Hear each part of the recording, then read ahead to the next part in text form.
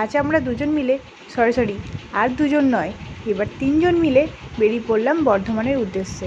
অনেক দিন ধরেই ভাবছি ছেলেটার জন্য কয়েকটা শপিং করব, কিন্তু যাওয়া হয়ে উঠছিল না।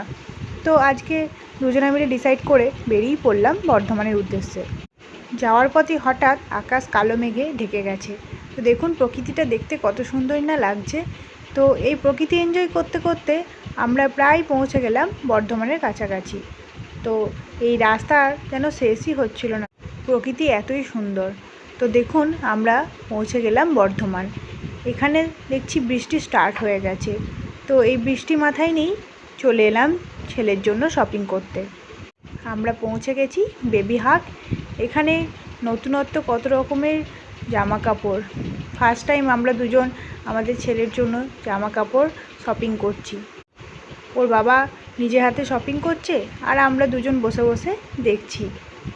আর আমার ছেলে দেখো কি সুন্দর ক্যামেরার দিকে তাকিয়ে পোজ দিচ্ছে।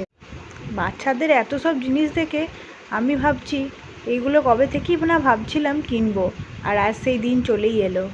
বরমশাই তো একটার পর একটা ছেলের জন্য জামা কাপড় সিলেক্ট করেই যাচ্ছিল। আর এই জোনটায় এসে ভাবলাম ছেলেটা আর একটু বড় হোক, তারপর এগুলো না হয় কেনা যাবে।